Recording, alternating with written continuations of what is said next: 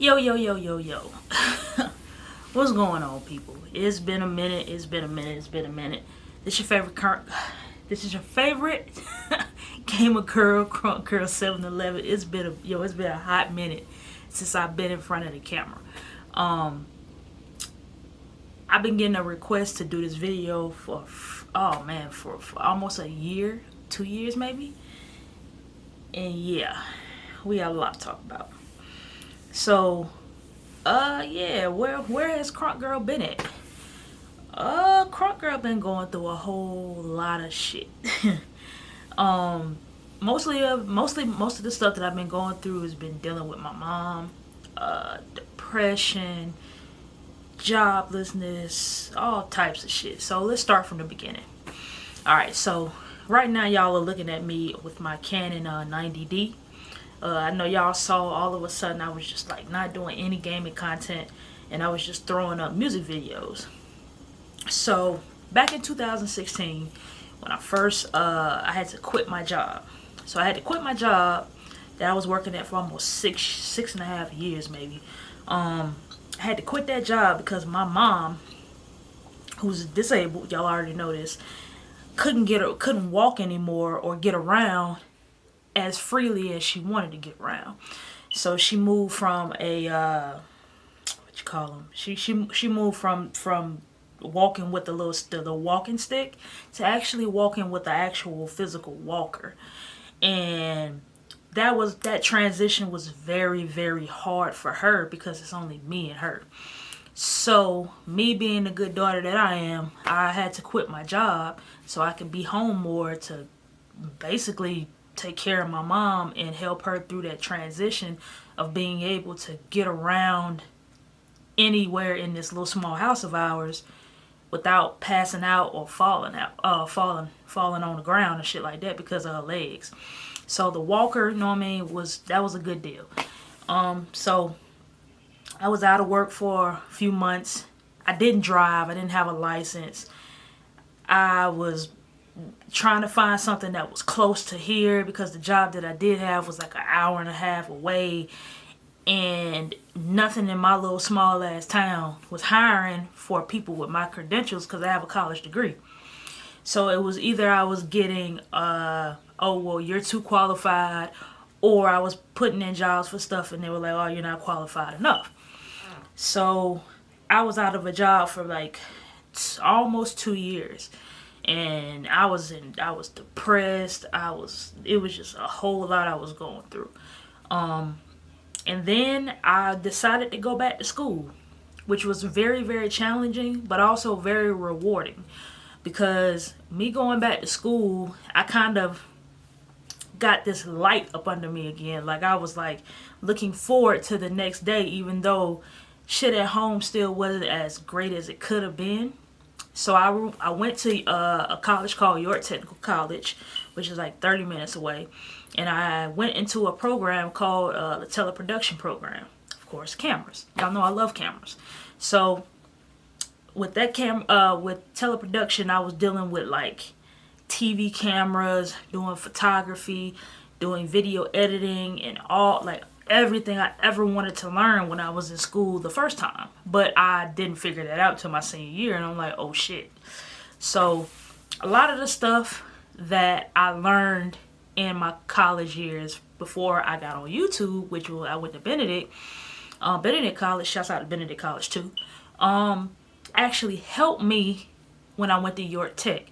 I'm already quiet, but I was in classes with kids who were like 17, 18 years old, 19 years old. And I felt like that old grandma in the back who knew more than they did, but they was getting on my goddamn nerves. I'm gonna say it like that. But I did that program for a year and a half, and that program really and truly changed my life for the better when it came to me being creative again. I got a spark up under me. I started my own video editing and production company that I'm trying to get LLC right now, which is JCF Visuals. I started shooting videos and doing videos for people like in clubs and my homeboys, and I started doing that stuff. And then I was streaming a little bit here and there and playing the game a lot. I still was playing the game, still was playing PS4. And then all of a sudden at the end of 2019, my mom had started to get these bruisings on the bottom, on the back side of her butt and on the side of her legs. And we didn't know exactly what it was, but it was getting bad. Like, it looked like boils. So we started to go to her doctors, and it was like to the point where I couldn't touch them. It felt like a burning sensation, and it was terrible. Come 2020, it had got to the point where you could physically see her flesh, like it looked like acid had ate away at her skin, and you could see muscles. And I've never seen anything like that in a day in my life. So February 2020, my mom passed out at her dialysis from being in so much pain. And we had been going to this thing called wound care because it had got that bad. And they couldn't figure out what it was. Couldn't figure out what it was for the life of us. We didn't know what it was. We went to this big, huge hospital in Florence, South Carolina. And they didn't know what it was, but they knew that it had started to become infected. So they had to cut away half of her, like parts of her leg, to get away all that shit that was eating her leg alive. And they still didn't know what it was. It was infected really bad. And I was having to like clean her wounds and like do stuff like physically, to the point where sometimes it was just overbearing. I was just going through so much because I'm here. It's just me and her. My brother doesn't live here with us. It's just me and her dealing with this every single day. So she's in the hospital. I'm still working. I found a job after I graduated college in 2019, August 2019. Found a job that was kind of close here. Didn't pay exactly the money that I wanted, but it's a job. I'm like, okay, well, I can start rebuilding. Started working at this job, making a little bit of money. It's literally 10 minutes away from my house. I don't need a car to get there. I can, you know what I mean, start to save up money, buy a car, and do all that maybe a couple months down the line when I start saving up money. So here comes my mom going to the hospital, having to have surgery, trying to figure out they had to put so many, like, she had to take so much medicine to kill all the shit that was in her body. It was crazy. So I thought, like, legit, me and my brother thought that my mom was going to die. That's how bad it was. So I was in Florence for almost 2 weeks, living in the hospital, going back and forth, leaving Florence and coming back to where I live at, which is like almost 2 hours away, 2.5 hours away probably. It's like going towards the beach.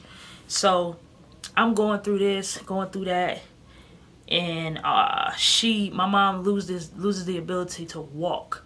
Like, she can't move her legs. So instead of putting her in a home, we put her in this rehab center that's 20 minutes away from home, because they wanted to put her way in Charleston, which is almost 3.5 hours away. So we move her there. I'm in this house right here where I'm at. Like, this small house, even though it's small, it's mine. We've been here for almost 6-7 years. I'm in this house by myself for almost a month, talking to my mom through a phone. You know what I mean? I can't go see her because, of course, I don't have a car yet. So stimulus checks start coming out. And I'm still working, and the pandemic and all that shit hadn't really hit hard yet. So my mom is still in the hospital, but she's in the hospital first before they move her to Rock Hill. So I decided to buckle down, went and did driving lessons while she was in the hospital, and I got my license. So I was like, all right, cool. So next thing, I got my license. Boom. Now, time to get a car. So I was like, well, by the end of 2020, I'll get a car. Then, like I said, she was in there for like a month in Rock Hill. After she left Rock Hill and came home, all of this pandemic shit happened. All of this COVID-19 shit happened. And everything shut the fuck down. Where I work at shut down, but thank God I was an essential worker. So as an essential worker, boom, I had time to work. On top of me already working, I had got my first stimulus check. So being like-minded as I am, I'm like, I'm still working. So I'm going to save those checks that I've been getting to pay bills and house and stuff with. And the stimulus check, I'm going to get me a car. So my brother found me a car on an auction for like 700 and something bucks. I got a 2000 Malibu. This is my first car I've ever had in my life. I was so proud of myself. I got my license. I got a job that doesn't pay as much money as I would like, but I still, know what I mean? It's close to home. If my mom needs anything, I could just get in the car, boom, in 5 minutes I'm at home. And you know what I mean? I'm taking care of the home. Everything is going as planned. My mom still has this stuff going on with her, but it's not as bad as it was. Got a car.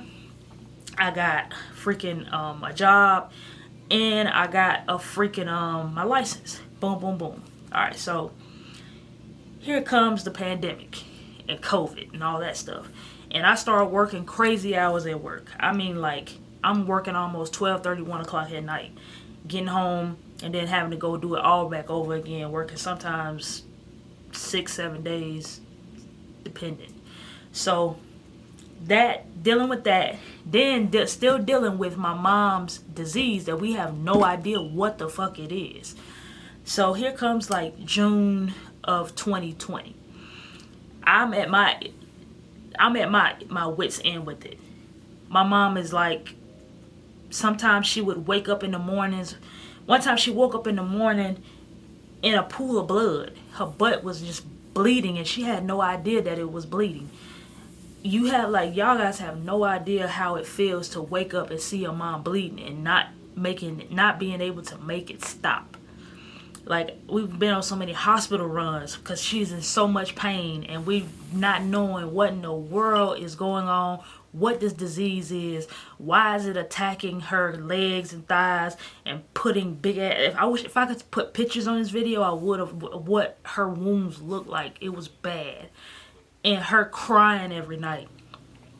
Me, when she go into dialysis and pain, and me like having to go to a Dollar General, which is up the street from where I live, and going to buying bottles of peroxide and pouring it on the floor to get blood out of the carpet, scrubbing to get blood out of the carpet almost every other week. I was like crying and just depressed and just like, God, like how, like, I hate to see my mom in so much pain. So I'm like, yo, this can't be what it's gonna be. Like, I was just going through everything. It was terrible. 2020 might have been one of the worst years of my life. That's just how one of the worst and one of the best, because all of that shit was happening, and then all this stuff on the other side that was either it was materialistic was happening for me, like my license, I got a car, I got a job, but home wise, my everything was just fucked up.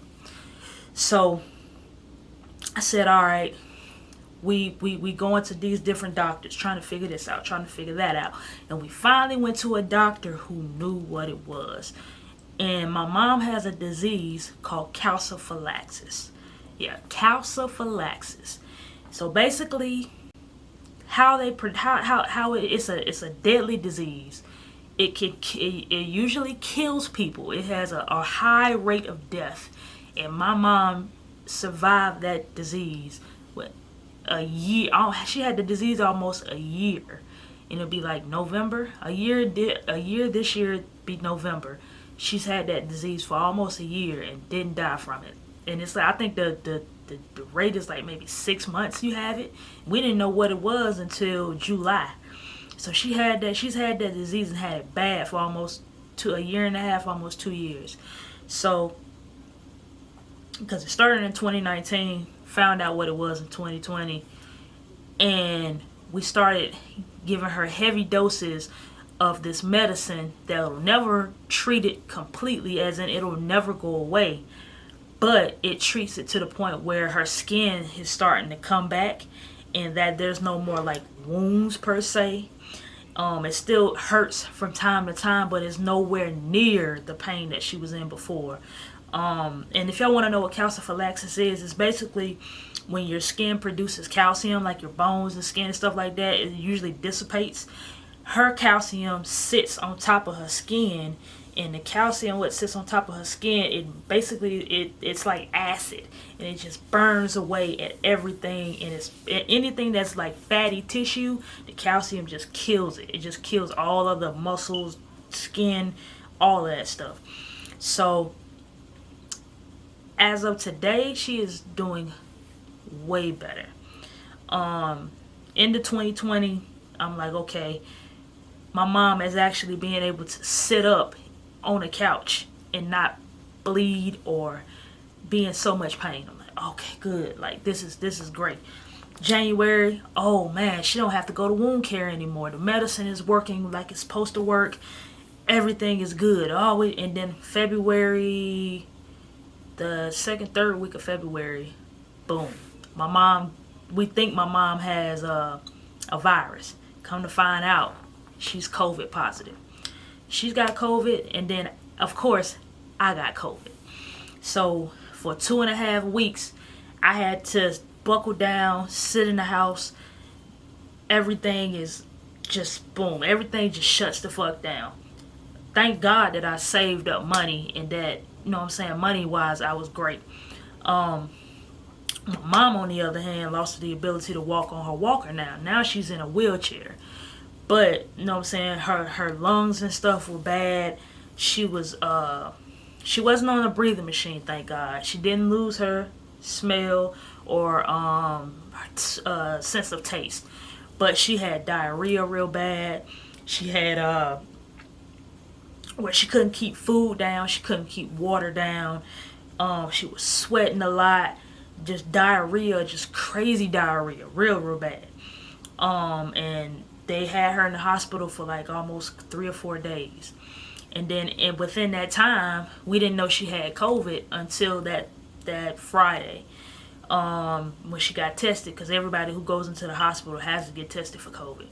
So once she found out she had COVID, then I had to go find out did I have it. So I found out I had COVID. So what I did was, after I talked to the doctors and the nurses, figured out how we was going to do everything, I went and picked my mom up from the hospital, and for 2.5 weeks, me and my mom were just buckled down into this house. So from February to like early March, we were in the house, shut down, everything. And that really set us back a little bit, because my mom was doing so much better, like crazy. But like, that's the just of where I've been at, man. My PlayStation fucked up on me, which is why I stopped streaming during December. My day one PS4 finally clunked out on me, and I think it was the heat sink. It kept overheating, and it wouldn't let me stream or play games for a certain amount of hours. So June of this year, I went and got a new PS4, and of course y'all saw me streaming more. And just a few weeks ago, I put a little short video up. I should have did an unboxing, but it is what it is. I got a PS5. So this is a video to tell y'all where I've been at. I'm gonna be doing this more often. I got good quality because this camera is a fucking $1,000 camera.